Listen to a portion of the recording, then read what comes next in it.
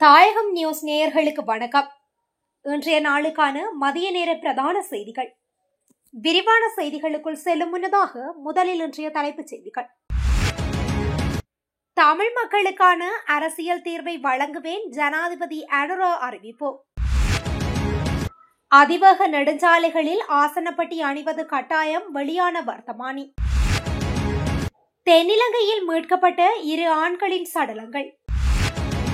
எதிர்வரும் நவம்பர் மாதம் முதல் நடைமுறையாக உள்ள புதிய திட்டம். மேல் மாகாணத்தில் மீண்டும் ஆரம்பிக்கப்பட்ட முச்சக்கர வண்டிக்கான பதிவு. அரசியல்வாதிகளின் சட்டவிரோத சொத்துக்கள் தொடர்பில் தீவிர விசாரணை. விமான நிலையத்தில் அதிகாரிகளுக்கு காத்திருந்த அதிர்ச்சி. ரயிலில் இருந்து வீழ்ந்து உயிரிழப்பு. நாட்டில் மீண்டும் உச்சத்தை தொட்ட எலுமிச்சையின் விலை. தொடர்வன விரிவான செய்திகள். தமிழ் மக்களுக்கான அரசியல் தீர்வை வழங்குவேன் என ஜனாதிபதி அனுரகுமார திசாநாயக்க அறிவித்துள்ளார். ஜப்பானில் நடைபெற்ற நிகழ்வொன்றில் உரையாற்றிய போதே ஜனாதிபதி இவ்வாறு குறிப்பிட்டுள்ளார். தொடர்ந்து உரையாற்றுகையில், தமிழ் மக்கள் நீண்டகாலம் எதிர்கொள்ளும் பல்வேறு பிரச்சினைகளுக்கு முற்றுப்புள்ளி வைப்பது வடமாகாணத்தில் தேவைக்கு அதிகமாக உள்ள இராணுவத்தை குறைக்கப் போவதாக ஜனாதிபதி தெரிவித்துள்ளார். மற்றும் இலங்கையை ஒரு மதமேதமற்ற நாடாக மாற்றுவது, நாட்டில் நல்லிணக்கத்தை நிலைநாட்டுவதே தனது பிரதான குறிக்கோள். எனினும் தென்னிலங்கையில் உள்ள சில அரசியல்வாதிகள் இன்னும் இனவாதத்தை தூண்டும் வகையில் செயல்பட்டு வருவதாகவும் அதற்கு ஒருபோதும் தனது அரசாங்கம் இடமளிக்க மாட்டாது. அது மட்டுமன்றி தமிழ் மக்களுக்கான அரசியல் தீர்வை வழங்குவேன் என ஜனாதிபதி அனுரகுமார திசாநாயக்க குறிப்பிட்டுள்ளார். ஐக்கிய நாடுகள் சபையின் 80வது கூட்டத்தொடரில் கலந்து கொள்வதற்காக அமெரிக்கா சென்ற ஜனாதிபதி அனுரகுமார திசாநாயக்க பின்னர் ஜப்பான் அரசாங்கத்தின் அழைப்பின் பேரில் ஜப்பானுக்கான விஜயத்தை மேற்கொண்டிருந்தார்.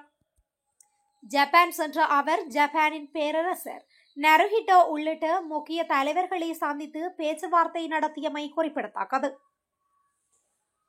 அதிவேக நெடுஞ்சாலைகளில் பயணிக்கும் அனைத்து வாகனங்களினதும் சாரதிகள் மற்றும் அனைத்து பயணிகளும் ஆசனப்பட்டியை அணிவதை கட்டாயமாக்கும் வகையில் வர்த்தமானி அறிவித்தல் வெளியிடப்பட்டுள்ளது. போக்குவரத்து பெருந்தெருக்கள் அமைச்சினால் இந்த வர்த்தமானி அறிவித்தல் வெளியிட்டுள்ளது.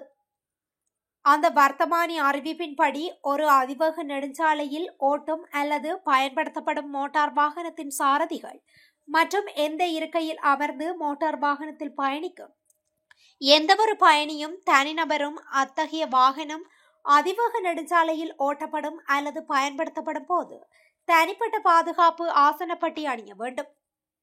மேலும் மோட்டார் வாகனத்தில் ஓட்டுநர், ஒவ்வொரு பயணியும் மற்றும் ஒரு இருக்கையில் அமர்ந்திருக்கும் தனிநபரும் அணிய வேண்டிய தனிப்பட்ட பாதுகாப்பு ஆசனப்பட்டிகள் பொருத்தப்பட்டிருக்காவிட்டால் ஒரு மோட்டார் வாகனத்தின் சாரதி அதிவேக நெடுஞ்சாலையில் வாகனம் ஓட்டவோ அல்லது பயன்படுத்தவோ கூடாது என சுட்டிக்காட்டப்பட்டுள்ளது.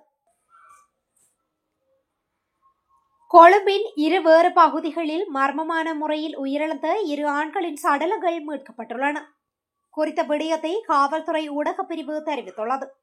இந்த நிலையில் கொழும்பு கிராண்ட் பாஸ் காவல் பிரிவிற்குட்பட்ட இங்குருகடே சந்திக்கு அருகில் உள்ள ஜாடிவாவியிலிருந்து மர்மமான முறையில் உயிரிழந்த அடையாளம் தெரியாத ஆணொருவரது சடலம் மீட்கப்பட்டுள்ளது. காவல்துறையினருக்கு பிரதேச மக்கள் வழங்கிய தகவலுக்கு அமைய சம்பவ இடத்துக்கு வருகை தந்த காவல்துறையினர் சடலத்தை மீட்டு விசாரணைகளை முன்னெடுத்துள்ளனர்.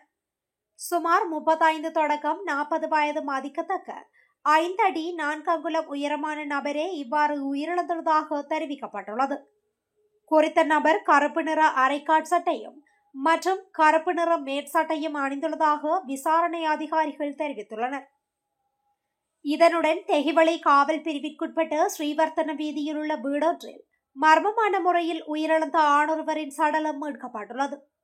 இந்நிலையில் 23 வயதுடைய தெஹிவளை பகுதியை சேர்ந்த நபரே இவ்வாறு உயிரிழந்துள்ளார் என்று காவல்துறையினர் தெரிவித்துள்ளனர். இந்த சம்பவங்கள் தொடர்பில் காவல்துறையினர் மேலதிக விசாரணைகளை முன்னெடுத்துள்ளமை குறிப்பிடத்தக்கது. எதிர்வரும் நவம்பர் மாதம் முதல் பொருட்கள் கொள்வனவின் போது பொலித்தீன் பைகளை இலவசமாக வழங்குவதை தடுத்து வர்த்தமானி வெளியிடப்பட்டுள்ளது. நுகர்வோர் அலுவல்கள் அதிகார சபையினால் இந்த வர்த்தமானி வெளியிடப்பட்டுள்ளது. குறித்த பொலித்தீன் பைகளுக்கு அறவிடப்படும் தொகை நுகர்வோருக்கு வழங்கப்படும் பற்றுச்சீட்டில் குறிப்பிடப்பட வேண்டும் என அந்த வர்த்தமானியில் பரிந்துரைக்கப்பட்டுள்ளது. அத்துடன் பொலித்தீன் பைகளின் விலை விற்பனை நிலையங்களில் தெளிவாக காட்சிப்படுத்தப்பட வேண்டும் எனவும் குறிப்பிடப்பட்டுள்ளது. பொருட்கள் கொள்வனவின் போது பொலித்தீன் பைகளை இலவசமாக வழங்குவதை தடுக்கும் வகையில் வர்த்தமானி அறிவித்தல் ஒன்றை வெளியிடுவதற்கு எதிர்பார்ப்பதாக சுற்றாடல் அமைச்சர் உள்ளிட்ட பிரதிவாதிகளினால் நீதிமன்றத்திற்கு அறியப்படுத்தப்பட்டது. பொலித்தீன் பயன்பாடு சுற்றுச்சூழலுக்கு பாதிப்பை ஏற்படுத்துவதன் காரணமாக அதன் பயன்பாட்டை கட்டுப்படுத்துவதற்கான திட்டத்தினை நடைமுறைப்படுத்த உதவுமாறு கோரி சுற்றுச்சூழல் நீதிக்கான மையத்தினால் தாக்கல் செய்யப்பட்ட அடிப்படை உரிமை மனு விசாரணைக்கு எடுத்துக் கொள்ளப்பட்ட போது இந்த விடயம் அறிவுறுத்தப்பட்டது. மேல் மாகாணத்தில் பயணிகள் போக்குவரத்து சேவையாக இயங்கும் முச்சக்கர வண்டிகளின் பதிவு மீண்டும் ஆரம்பிக்கப்பட்டுள்ளதாக மேற்கு மாகாண சாலை பயணிகள் போக்குவரத்து ஆணையத்தின் தலைவர் காமினி ஜெயசிங்க தெரிவித்துள்ளார். இந்த விடயம் நேற்றைய தினம் 1ஆம் திகதி ஆரம்பிக்கப்பட்டது. மேலும் இந்த பதிவானது டிசம்பர் 31, 2025 வரை தொடரும் என காமினி ஜெயசிங்க தெரிவித்துள்ளார். இந்த நிலையில் தற்போது மேல் மாகாணத்தில் 2,50,000க்கும் மேற்பட்ட முச்சக்கர வண்டி பயணிகள் போக்குவரத்து சேவையாக இயங்கி வருவதாக அவர் கூறினார். பதிவென்பது மேற்கு மாகாணத்தில் இயங்கும் எந்தவொரு முச்சக்கர வண்டிக்கும் ஆகும். எனவே மேற்கு மாகாணத்திற்குள் பணிபுரியும் எந்தவொரு மாகாணத்திலிருந்தும் ஒரு ஓட்டுநர் பதிவு செய்யலாம் என்று அவர் இதன்போது தெரிவித்துள்ளார். முன்னாள் நாடாளுமன்ற உறுப்பினர்கள் மற்றும் அமைச்சர்கள் உட்பட 30 அரசியல்வாதிகளின் சொத்துக்கள் குறித்து சட்டவிரோத சொத்துக்கள் விசாரணை பிரிவு விசாரணைகளை தொடங்கியுள்ளன. பொதுமக்கள் பாதுகாப்பு மற்றும் நாடாளுமன்ற விவகார அமைச்சர் ஆனந்த விஜயபால இதனை தெரிவித்துள்ளார். பொதுமக்களிடமிருந்து பெறப்பட்ட முறைப்பாடுகளின் அடிப்படையில் இந்த விசாரணைகள் நடத்தப்படுவதாக அமைச்சர் குறிப்பிட்டுள்ளார்.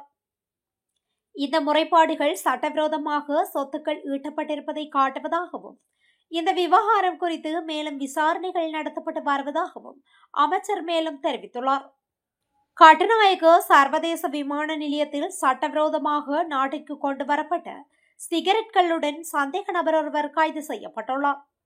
கட்டுநாயக்க சர்வதேச விமான நிலையத்தின் வருகை முனையத்தில் புதன்கிழமை போலீஸ் போதைப் பொருள் தடுப்பு பிரிவு விமான நிலைய அதிகாரிகள் குழுவினால் மேற்கொள்ளப்பட்ட சோதனை நடவடிக்கைகளின் போதே அவர் கைது செய்யப்பட்டுள்ளார். இதன்போது வரியின்றி சட்டவிரோதமாக நாட்டிற்குள் கொண்டு வரப்பட்ட 44,400 சிகரெட்கள் கைப்பற்றப்பட்டுள்ளது. கொழும்பு வெள்ளவத்தை போலீஸ் பிரிவிற்குட்பட்ட முகமது மாவட்டத்தில் உள்ள ராமகிருஷ்ணா மிஷனுக்கு அருகில் ரயிலில் இருந்து வீழ்ந்து ஒருவர் உயிரிழந்துள்ளார். பெலியத்தவில் இருந்து அனுராதபுரம் நோக்கி செல்லும் ரயிலில் இருந்து நேற்று வீழ்ந்து அவர் உயிரிழந்ததாக தெரிவிக்கப்படுகின்றது. இந்த சம்பவத்தில் பிளியந்தலையை சேர்ந்த 66 வயதுடையவரே உயிரிழந்துள்ளதாக விசாரணைகளில் தெரிய வந்துள்ளது. சம்பவம் தொடர்பான மேலதிக விசாரணைகளை வெள்ளவத்தை போலீசார் மேற்கொண்டு வருகின்றமை குறிப்பிடத்தக்கது. தம்புள்ளி பொருளாதார மையத்தில் தற்போது 1 கிலோ எலுமிச்சம்பழத்தின் விலை ரூபாய் 1,800 முதல் 2,000 வரை விற்பனை செய்யப்படுவதாக தம்புள்ளி வர்த்தக சங்கத்தின் தலைவர் PA ஸ்ரீவர்த்தன தெரிவித்துள்ளார். எலுமிச்சம்பழத்தின் அறுவடை குறைந்து தேவைக்கேற்ப விநியோகத்தை வழங்க முடியாத காரணத்தினால் இவ்வாறு விலை அதிகரித்துள்ளதாக கூறியுள்ளார். இதேவேளை 1 கிலோ பூசணிக்காயின் மொத்த விலை ரூபாய் 30 முதல் 60 வரை அதிகரித்துள்ளதாகவும் அவர் குறிப்பிட்டுள்ளார். மேலும் 1 கிலோ கத்தரிக்காய் ரூபாய் 230, 1 கிலோ பீட்ரூட் ரூபாய் 50 தொடக்கம் 60 வரை, 1 கிலோ தக்காளி ரூபாய் 110, 1 கிலோ வெண்டைக்காய் ரூபாய் 160 என விற்பனை செய்யப்படுவதாக மேலும் தெரிவித்துள்ளார். இத்துடன் இன்றைய நாளுக்கான மதிய நேர பிரதான செய்திகள் நிறைவடைகின்றன. தொடர்ந்தும் இதுபோன்ற செய்திகளை உடனுக்குடன் அறிந்து கொள்ள தாயகம் நியூஸுடன் இணைந்திருங்கள். நன்றி, வணக்கம்.